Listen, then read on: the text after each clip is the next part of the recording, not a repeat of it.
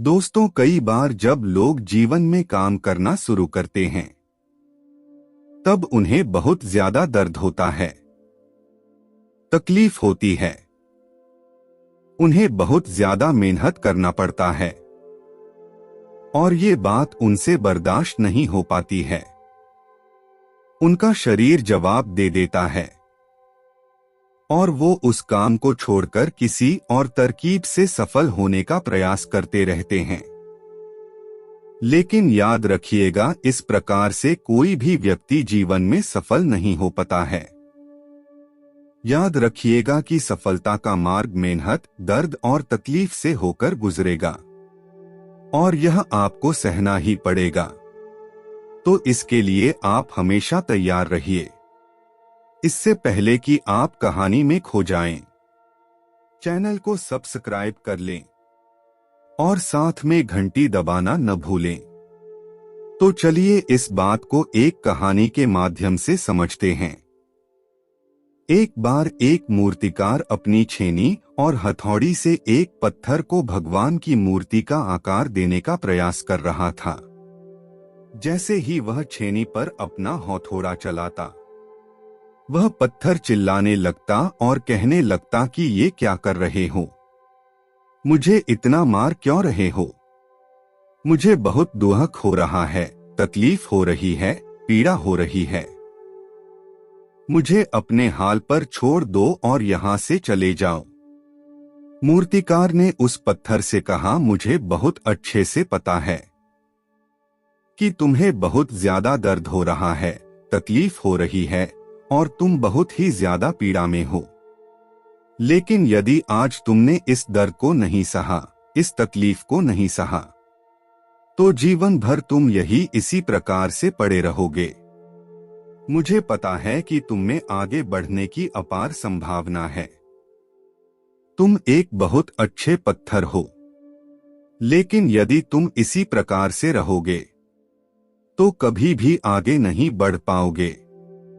इतना कहकर मूर्तिकार औजार उठाए ही थे कि पत्थर फिर से चिल्लाने लगा, गिड़गिड़ाने लगा, विनती करने लगा कि मुझे अपने हाल पर छोड़ दो। मुझे पता है कि जीवन के लिए कौन सी चीज सही है और कौन सी चीज गलत है। मुझे बहुत ज्यादा दर्द हो रहा है।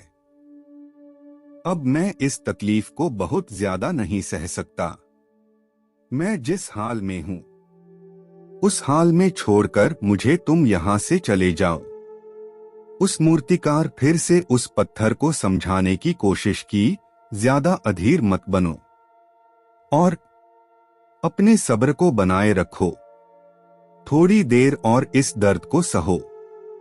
यदि इस दर्द को सह लिया तो मैं भगवान की मूर्ति के रूप में तुम्हारी स्थापना करवाऊंगा और फिर दूर दूर से लोग तुम्हारी पूजा करने आएंगे और पंडित और लोग तुम्हारी सेवा करेंगे।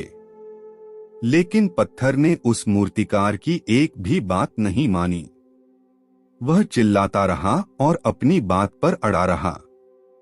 मूर्तिकार ने उस पत्थर को समझाने की बहुत कोशिश की, लेकिन वो पत्थर नहीं माना।